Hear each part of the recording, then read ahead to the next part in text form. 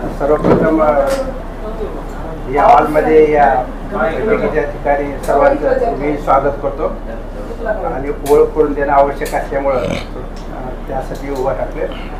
मी प्राचार्य मधुकर सलगरे विद्यार्थी विश्वाला आहे आणि लातूरमधलाच आहे. इथं चंद्रकांत हजारे, त्यानंतर अनिल गोयेकर, संभाजीराव सोळ हे मंडळी इथे आहेत. या कार्यक्रमाच्या निमित्तानं आज जे पत्रकार परिषद ठेवण्यात आलेली आहे याच्यामध्ये सविस्तर माहिती देण्याचं काम हे दोन व्यक्ती करणारच आहेत. बारीक सारी गोष्टी त्यातल्या ज्या आहेत त्या आपल्याला समजून घेता येईल. थोडा विस्कळीतपणा वाटतो, पण मी असं या प्रसंगी असं म्हणू शकतो की लातूरमध्ये गेल्या काही दिवसापूर्वी इथं जो धनगर समाजाच्या एस टी आरक्षणाचा विषय लावून धरण्यात आलेला होता, उपोषण करण्यात आलेलं होतं. त्यावेळेचे उपोषणार्थी दोघं जण आहेत, अनिल गोयेकर आणि चंद्रकांत हजारे आहेत. त्यावेळेस आपण सगळ्यांनी खूप चांगल्या प्रकारे प्रसिद्धी दिलेली आहे असं ही मंडळी बोलतात. मी वाचक म्हणून त्याही गोष्टी पाहिलेल्या आहे. त्याच्याशिवाय त्या आपल्या न्यूजच्या आधारे, याच्या उपोषणाच्या आधारे माननीय मुख्यमंत्र्यांसोबत त्यांची बैठक झालेली होती काल परवा मुंबईमध्ये 30 तारखेला. तिथला अनुभव यांचा जो आहे तो आपल्याला लातूरकरांना, मीडियाला आणि रसिक लोकांना माहिती असणं आवश्यक आहे. त्या उद्देशाने यांनीच आज पत्रकार परिषद बोलवलेलं आहे, कारण अतिशय महत्त्वाचा विषय याच्या बैठकीतून बाहेर पडलेला आहे. तो आपल्याला किती जणांना माहिती आहे मी नेमका अंदाज घेऊ शकत नाही, पण विषय याच्यातला असा होता, मला हे आवडलेला विषय असा होता याच्यातला की या समाजाच्या एस टी आरक्षणाचा जो मूळ विषय आहे तो विषय बऱ्याच दिवसापासून लोकांमध्ये, सरकारमध्ये चर्चेला होता, पण त्या विषयाची मांडणी योग्य पद्धतीने कोणीही केलेली नाही. या पार्श्वभूमीवरती याचं उपोषण वेगळ्या अँगलनं बघावं लागतो किंवा वेगळा विषय समोर यायला लागतो. अगदी कळण्यासाठी किंवा क्लॅरिफिकेशनसाठी मी असं म्हणू शकतो, काल परवा दिल्लीमध्ये एका सोलापूरच्या खासदाराने या समाजाच्या एस टी आरक्षणाचा विषयाबद्दल प्रश्न विचारला होता. त्याने विचारलं, उत्तर काय दिला, खूपचा भाग येतो. मी जाणार त्याच्यामध्ये किंवा आपण जाण्याची जरूरत फारसे पडत नसतो, कारण संसदेमधला विषय, विधानसभेतला विषय, काय चर्चा होते, निष्कर्ष काय होता, वेगळा विषय असतो तो. मी सोलापूरच्या खासदाराने तो विषय रेज केलेला होता. महाराष्ट्र तसंच बारामतीच्या खासदाराने देखील हा विषय संसदेत मांडलेला होता. पण एक गोष्ट अशी स्पष्ट झालेली आहे त्याच्यामधून, या धनगर समाजाचा एस टी आरक्षणाचा विषय न समजून घेता विषय मांडण्यात आलेला आहे. त्यामुळे बेसिक मुद्दा आहे त्या आरक्षणाचा जो आहे तो सुटेल का नाही, कधी सुटणार ह्याच्या संबंधित साशंकता आहे, डाऊट आहे आणि अनिश्चितता निर्माण झालेली आहे. हा झाला एक भाग. खासदाराची अवस्था अशी संसदेची, विधानसभेची म्हटली की चालेल. मग ते प्रश्न कधी सुटणार हा विषय यायला लागतो. हे प्रश्न सोडवण्यासाठी लातूरच्या ह्या दोन समाजसेवक शब्द वापरतो, तरुणांनी जो प्रकार केला किंवा जी मेथड वापरली उपोषणाची ती अतिशय प्रभावी ठरलेली आहे. हा महत्त्वाचा मुद्दा याच्यामध्ये मला आवडलेला आहे. महत्त्वाचा मुद्दा म्हणण्याचा उद्देश असा आहे, मध्ये माननीय मुख्यमंत्र्यांसोबत ही चर्चा देखील झालेली आहे. बैठकीला गेले, मी नव्हतो गेले, मी जाते कुठे खरं म्हटलं तर मी थोडं तटस्थ राहतो. तो स्वभाव आहे की माझं पेशा थोडा वेगळा यायला लागतो. तिथले बारकाईंचं ऑब्झर्वेशन केले त्या घटनेतले, मुख्यमंत्र्यांसोबत बैठकीतले. ह्या दोघांना तिथं बैठकीसाठी बोलवलं असताना मी जास्त बोलत असतो तर सांगा बरं का, कारण कसं तुमच्याशी मी संबंधित तेवढा नाही. थोडक्यात मग मुख्य विषय हा यांचा होता. उपोषण करते हे होते, यांची मागणीला वेतन सगळ्यांनी द्यायला पाहिजे होतं.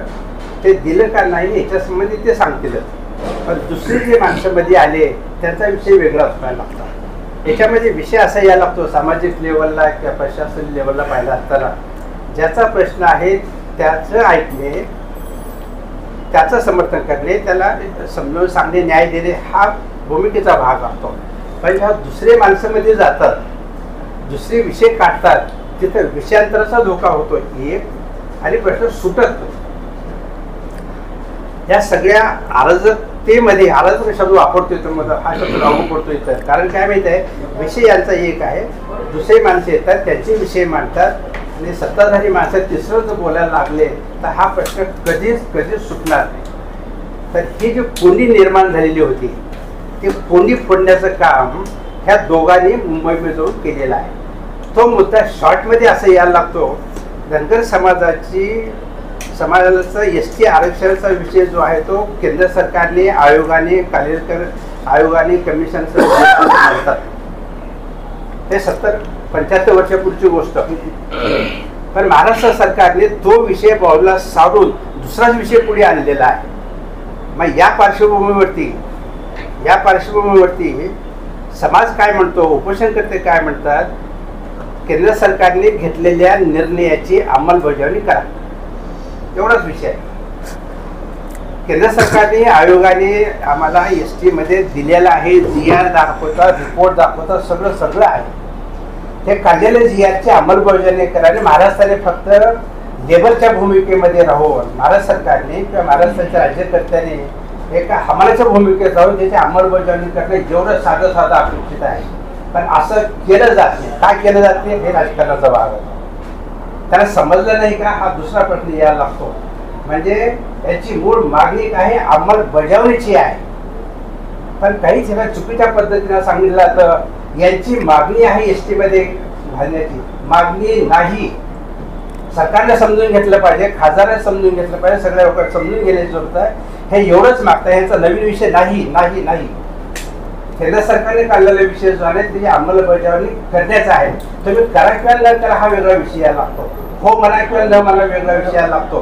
पण तुम्ही केंद्राने काढलेले कायदे, केलेले नियमाची अंमलबजावणी करत नसाल तर तुम्ही कसले सरकार आहात, कोणाचे सरकार, हा बेसिक मुद्दा याच्यामध्ये यायला लागतो. तर सांगण्याचा उद्देश असा होता याच्यामध्ये, मूळ मागणी जी आहे लोकांची नियमानं, कायद्यानं, घटनेनं, आयोगाप्रमाणे अंमलबजावणी करण्याची आहे.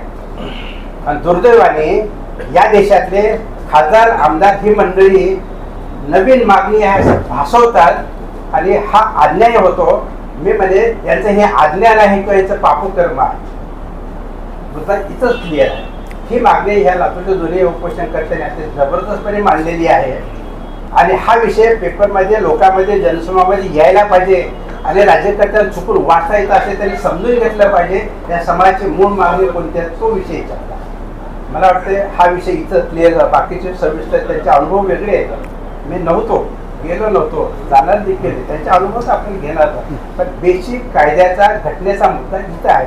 नवीन मागणी समाजाला नको आहे, नाही दिलं चालतं, गरज नाही.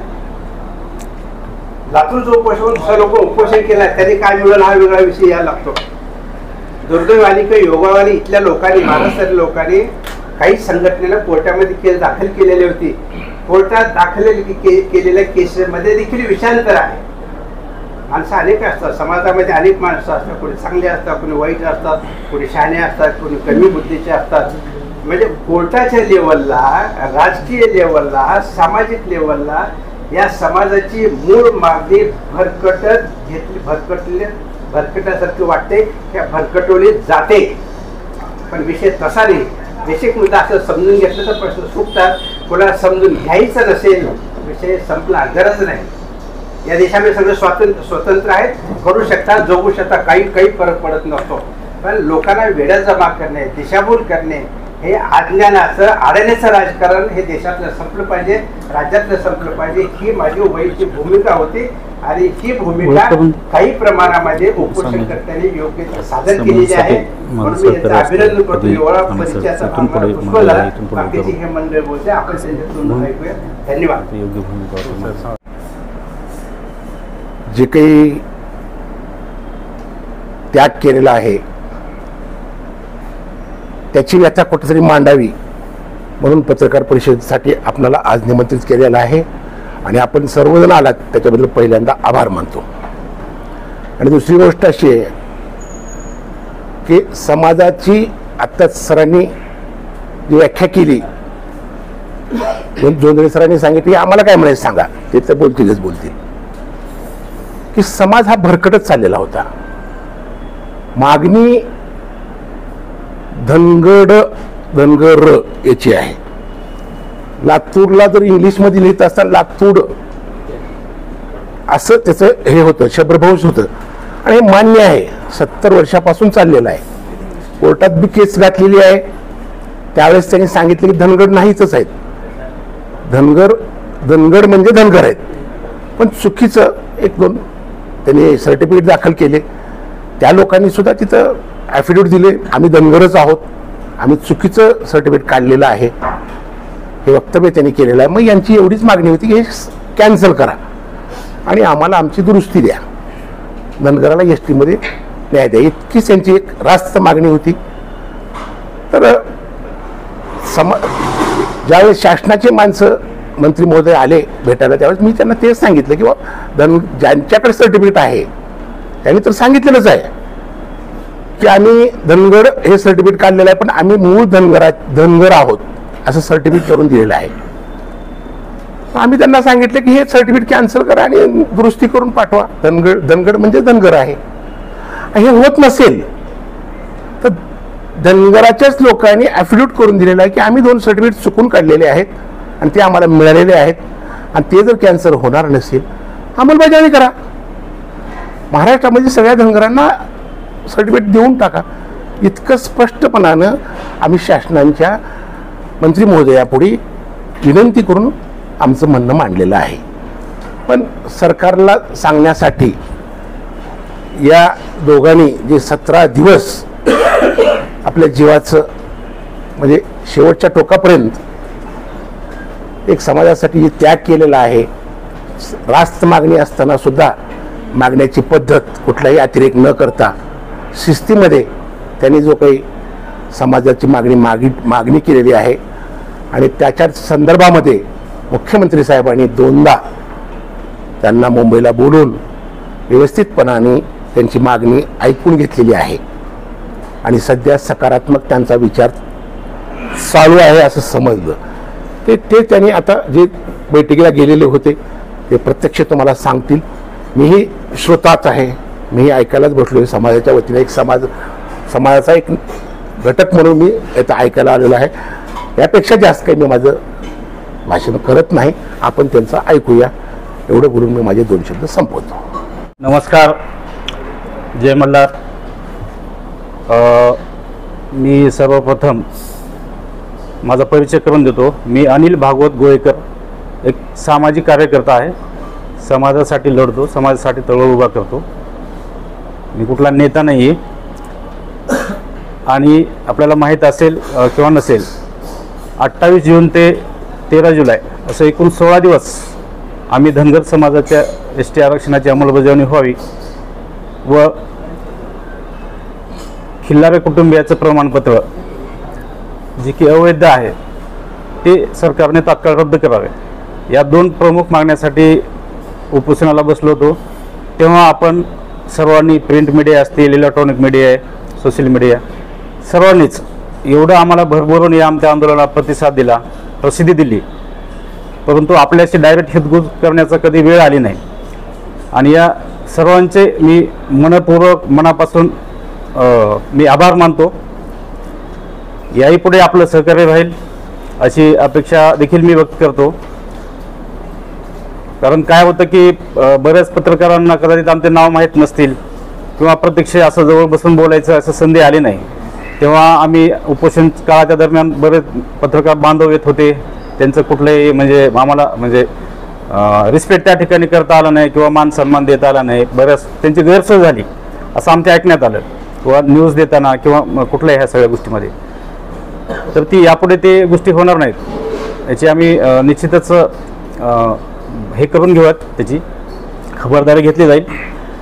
आणि सर्वच पत्रकार बांधवांना अशी एक आम्ही या ठिकाणी कळकळीची विनंती करतोय की आम्ही जरी आमचा समाज जरी मोठा असला किंवा याच्या अगोदर आम्ही पाहिलं की आमच्या आंदोलनाला जास्त प्रसिद्धी मिळायची नाही, परंतु आमचे विषय खूप मोठे आहेत आणि निश्चित आपल्या माध्यमातून येणाऱ्या काळात पुढे जातील अशी अपेक्षा करूयात.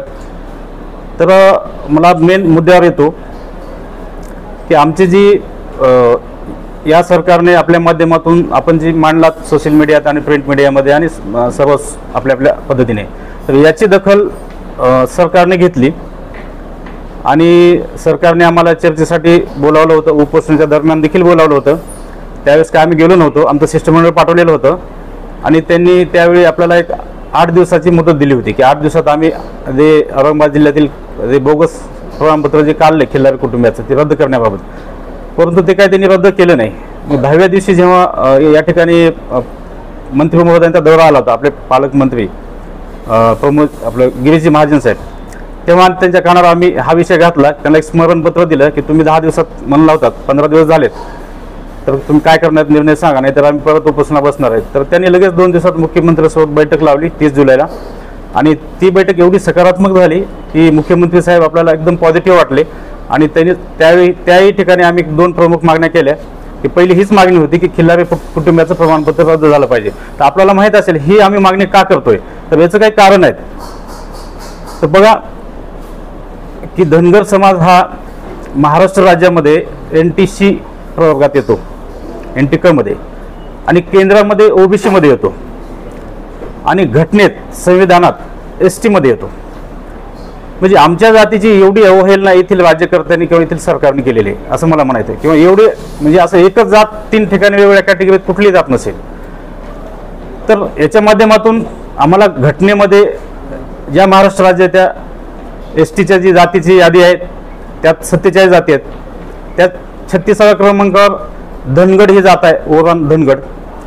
मग त्या ठिकाणी आमचा हा मुद्दा होता. आम्ही 75 वर्ष झाले हेच बांधतो 1956 नंतर की धनगड ही जात अस्तित्वहीन जमात आहे. ती जमात या महाराष्ट्रात नव्हे तर देशात नव्हे तर जगात पृथ्वी चंद्र भूतल ब्रह्मांडात कुठंच अस्तित्वात नाही. आणि जी जात अस्तित्वात नाही त्या जातीला आरक्षण भेटेल का, आरक्षण देतील का कायदे तज्ञ? देणार नाहीत ना. ST मध्ये जी जातच अस्तित्वात नाही त्याला आरक्षण दिलं जाणार नाही संविधानानं. मग ते आरक्षण दिले कुणाला, तर ते धनगर समाजाला दिलेले. फक्त धनगरच्या अगदी धनगड अपभ्रंश झाला असेल किंवा त्यांना अभिप्रेत धनगरच असेल हा मुद्दा होता.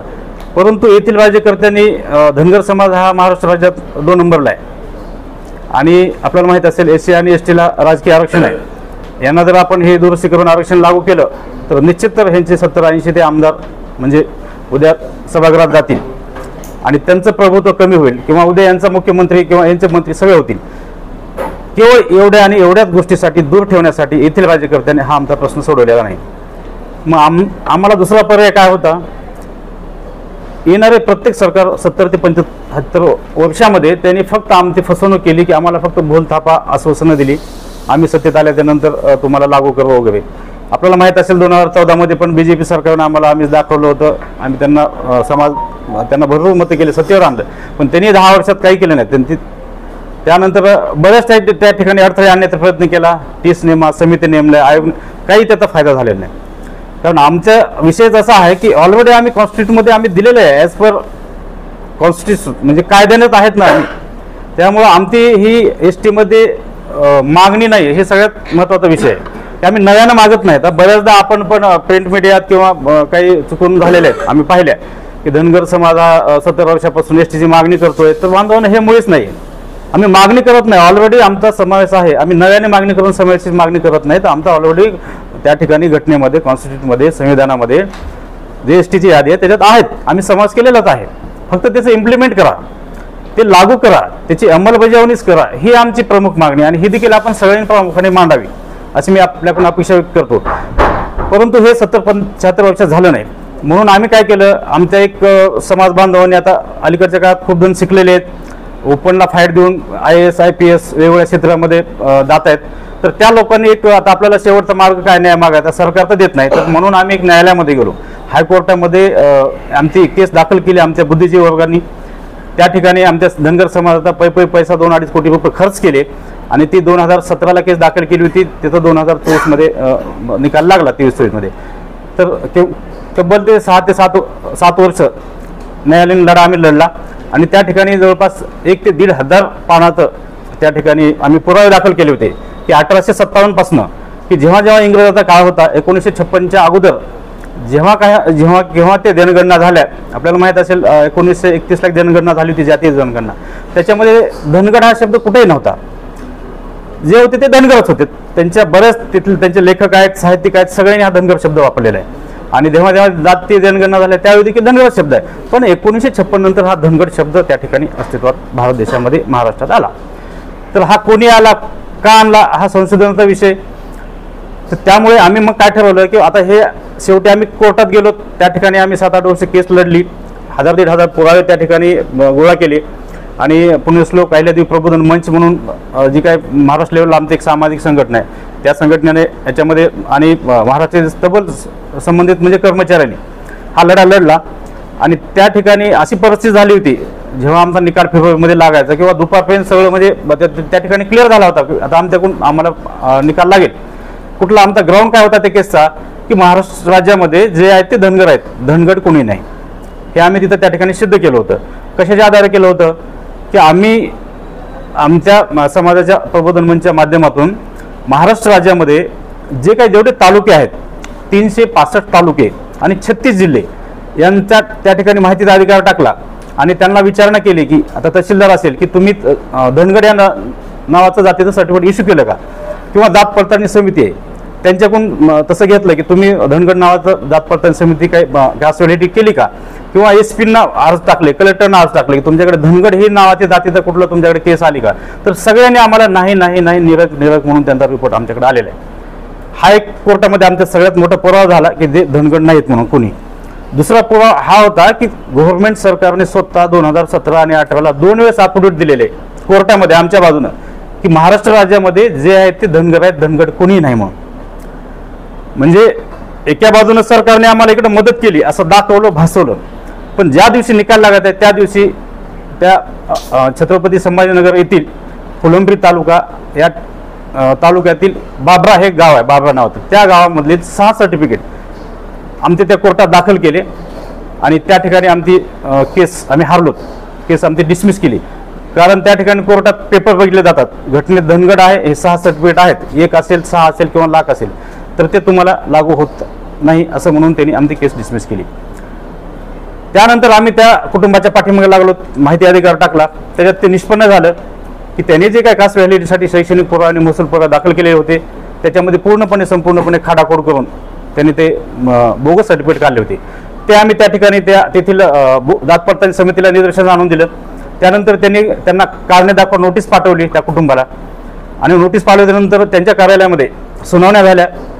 सहाय्यक आयुक्त त्या ठिकाणी संगीता चव्हाण मॅडम म्हणून आहेत त्या जात पडताळणी समितीचे अध्यक्ष. आणि सुनावण्या झाल्या आणि निकाल त्यांनी राखून ठेवला. त्या सुनावणी दरम्यान त्या लोकांनी श्रेय मांडला, त्यांचं म्हणणं मांडलं त्या खिलारी कुटुंबियांनी की आम्ही धनगरच आहोत, आम्ही धनगर नाही आहेत, ते चुकून झालेलं आहे. मग असं असताना देखील तेथील ते जे काही कोणी आयुक्त आहेत त्या संगीता चव्हाण मॅडमनी ज्या दिवशी निकाल लागायचा त्या दिवशीपासून ती सक्तीच्या रजेवर गेल्या. 15 दिवस रजेवर गेल्या आणि त्याला 6 महिने झाले त्यांचं सर्टिफिकेट रद्द केलं जात नाही. आणि आम्ही ज्या ग्राउंडवर केस हारलो होतो तो ग्राउंड आम्ही समोर आणला आणि हे सर्टिफिकेट सिद्ध केलं बोगस आहे म्हणून. पण ते सर्टिफिकेट गव्हर्नमेंट किंवा तेथील जात पडताळणी समिती का रद्द करत नाही हा आमचा पहिला प्रश्न आहे. त्याचं कारण हे की ते जर रद्द केलं तर आम्हाला न्यायालयात ज्या ग्राउंडवर आम्ही केस हारलो ते आम्हाला सुप्रीम कोर्टामध्ये आम्हाला SLP दाखल करता येईल, पुढे आम्हाला जाता येईल आणि त्या ठिकाणी आम्हाला न्याय मिळेल ही आमची एक भावना आहे. परंतु ते सर्टिफिकेट रद्द होत नाही किंवा केलं जात नाही आणि त्याला एवढा वेळ का घेतला जातो हा हे प्रश्न आम्ही मुख्यमंत्र्यांना ताकदीनं त्या ठिकाणी मांडला. त्यांच्या लक्षात आणून दिलं. त्यांनी लगेच संबंधित सचिवाला हे आदेश दिले की बाबा हे कुठल्या माध्यमातून करता येते. तर त्यांनी त्या ठिकाणी मुद्दा उपस्थित केला होता की ही न्यायालयीन प्रक्रिया. तर ही न्यायालयीन प्रक्रियेचा विषय नाही, आमची न्यायालयीन केस संपलेली आहे, डिसमिस झालेली आहे हायकोर्टातली. आम्ही पुढे सुप्रीम कोर्टात जाणार आहेत आणि ह्याचे जे अधिकार आहेत जात पडताळणी समितीला रद्द करण्याचे हे त्या जात पडताळणी समितीलाच आहेत. हे सिद्ध झालं असेल, आपल्याला माहित असेल नवनीत राणा तिकडच्या मतदारसंघातल्या होत्या, त्यांची केस दाखल केली होती, हायकोर्टाने रद्द केलं होतं ते सर्टिफिकेट. त्यानंतर त्यांनी सुप्रीम कोर्टात गेल्या. सुप्रीम कोर्टाचं जजमेंट पुन्हा असं आलं की हे जात पडताळणी प्रमाणपत्र रद्द करायचा अधिकार हायकोर्टाला नाही, तो अधिकार कोणाला आहे, जात पडताळणी समितीलाच आहे. आणि परत त्या जात पडताळणी समितीला त्यांचं वैध सर्टिफिकेट ठरवलं. ही एक केस आहे. त्यानंतर दुसरे आपल्याला माहित असेल रामटेकच्या काँग्रेसच्या आता परवादी लोकसभा निवडणुका झाल्या, रश्मी बर्वे म्हणून ते त्या ठिकाणी उमेदवार होत्या. तर त्यांच्या संदर्भात कुणीतरी अर्ज दाखल केला त्यानंतर बोगस आहे म्हणून. तर त्या ठिकाणी समाज कल्याण विभाग असेल, जात पडताळणी समिती असेल, 20 फेब्रुवारीला काहीतरी त्यांनी दाखल केला अर्ज, तर 28 फेब्रुवारीला त्यांनी निकाल देऊन टाकला आणि त्यांचं सर्टिफिकेट ताबडतोब रद्द केलं, जे अवैध असलेलं. तर मग आमच्याच बरोबर असं सरकार अन्याय का करतंय, हा आमचा प्रश्न आहे. की आमची ती मागणी तर त्यांना आम्ही निदर्शनात पण आणून दिले, हे काम ॲक्च्युली सरकारचंच आहे, पण तरी आम्ही त्यांच्या निदर्शन आणून देखील ते सर्टिफिकेट रद्द का केलं जात नाही, हा मूळ मुद्दा आहे. तर तो आम्ही त्या ठिकाणी ताकदीनं मांडला आणि त्यांनी मान्य केले. त्याच्यासाठी अजून त्यांनी 10 दिवस वेळ घेतलेला आहे. आम्ही 10 दिवस वाट पाहणार आहेत. त्यानंतर आम्ही आपल्याला निश्चित पुढची तारीख देऊ आणि 15 ऑगस्ट किंवा आम्ही लागलीच परत आम्ही उपोषणाला बसायचं आम्ही तयारी ठेवलेली आणि ते देखील आम्ही त्या ठिकाणी त्यांना ठणकावून सांगलेले. त्यानंतर दुसरी मागणी आमची ही होती त्या ठिकाणी की जी की घटनेत आम्हाला आरक्षण दिलेले दुरुस्तीचा विषय, तुम्ही राज्यपालाकडे कॅबिनेटचा प्रस्ताव पाठवा, राज्यपाल राष्ट्रपतीकडे पाठवतील आणि दुरुस्ती करून घेऊन आम्हाला आमच्या मागण्या जी आहेत जी अंमलबजावणीची ते अंमलबजावणी करून टाका, हा साधा विषय. तर आम्हाला आपल्या माध्यमातून हे सांगायचं आहे, एवढ्या संख्येनं मोठा समाज असलेला एवढीशी त्रुटी बाकीच्या इतर तुम्ही राज्यामध्ये ज्या समाजानं तुम्हाला आरक्षण मागितलं नाही त्यांना स्वतःहून देता. बरं आता तुम्हाला मध्ये आपल्याला AWS असेल किंवा कुणी मागितलं होतं का नाही, स्वतःहून सरकारनं दिलं. पण ज्या संविधानानं एवढ्या मोठ्या जात समूह त्या ठिकाणी आरक्षण दिलेलं असताना तुम्ही कसं काय टाळू शकता, म्हणजे हा देखील अन्याय आहे, हा घटनेचा अपमान आहे असं मी म्हणेन. कारण घटनेमध्ये संविधानामध्ये जर देऊन त्याचा इम्प्लिमेंट होत नाही तर हा घटनेचा अपमान आहे. त्याच्यामुळं याच्याबद्दल बी सरकारनं विचार करावा, घटनेचा मान सन्मान ठेवा संविधानाचा. आणि या भोळ्या बाबड्या समाजातील 2 नंबरला महाराष्ट्रात असलेल्या समाजातील मागणी जी आहेत त्या मागण्या तात्काळ मान्य करून आरक्षणाची अंमलबजावणी करावी अशी त्यांना आम्ही त्या ठिकाणी विनंती केली.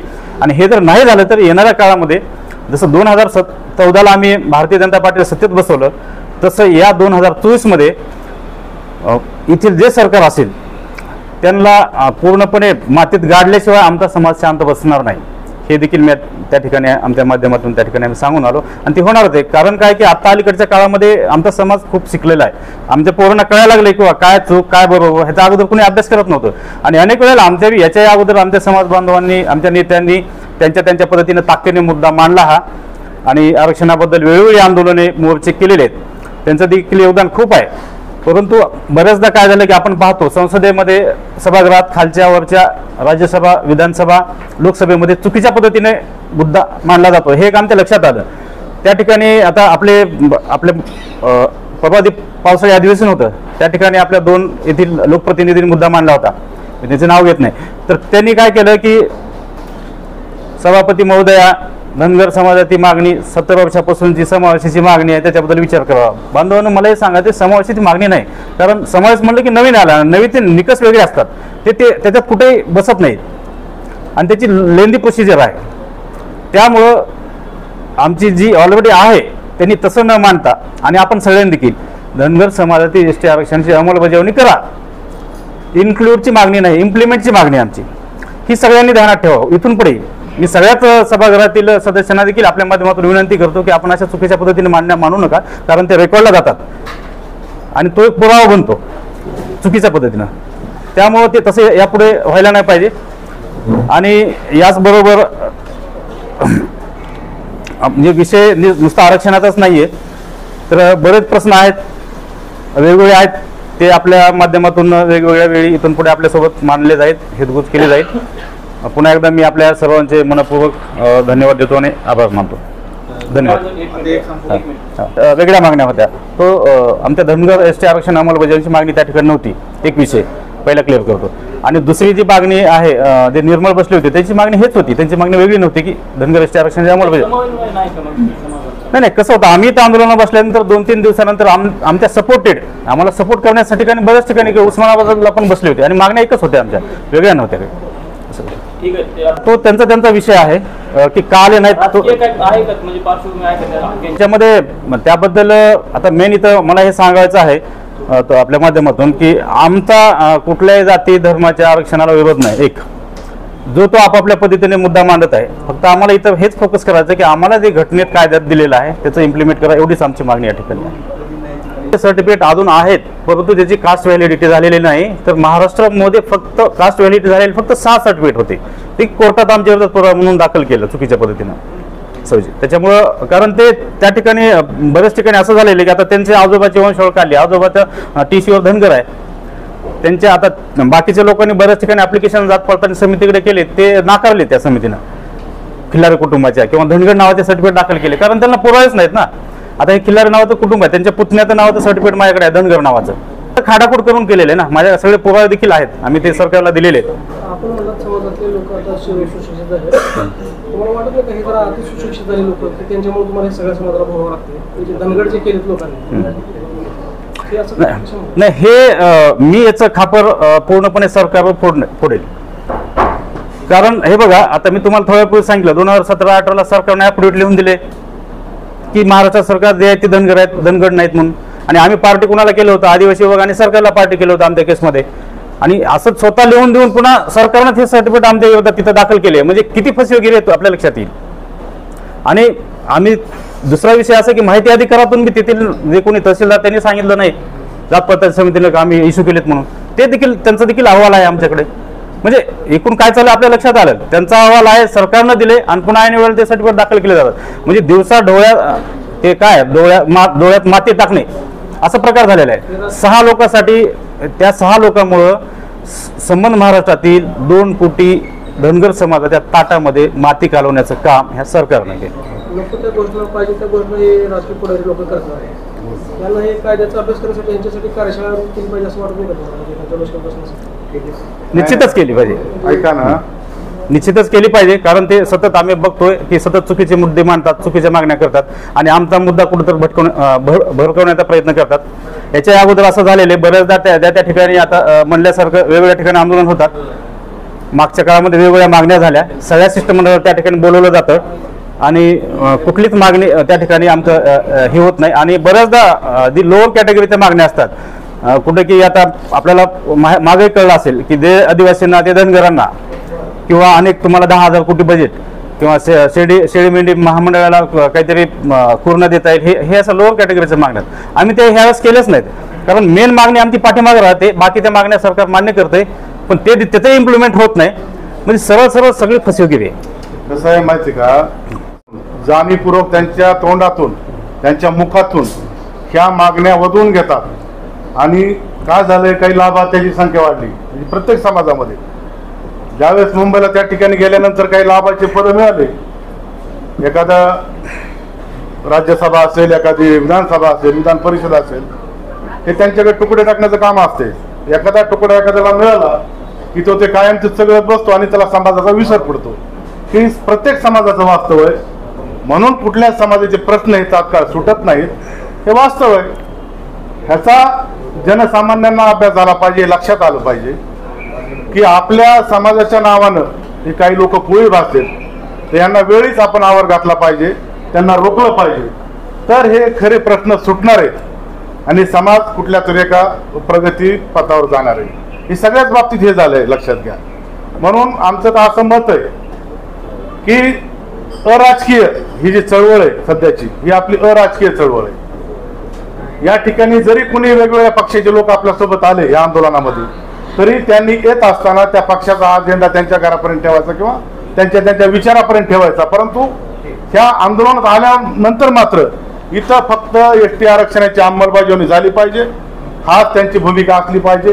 कुठलाही त्यांचा या ठिकाणी अजेंडा या ठिकाणी चालणार नाही. आणि इथून पुढच्या काळामध्ये आम्ही दोघेही जण संपूर्ण लातूरमध्ये घोंगडी बैठका म्हणा किंवा प्रत्येक गावामध्ये जाऊन हे आरक्षण नेमकं काय आहे, आतापर्यंतच्या लोकांनी लढा दिला, 70 वर्षानं दिला, कुणी मुंडन आंदोलन केले, रास्ता रोको केले, टक्कर मोर्चे टक्कर घेतले, अक्षरशः कलेक्टर ऑफिस पुढे काही जणांचं जाऊन रक्त त्यांचं त्या ठिकाणी वाहिलं, परंतु हा प्रश्न सुटला नाही.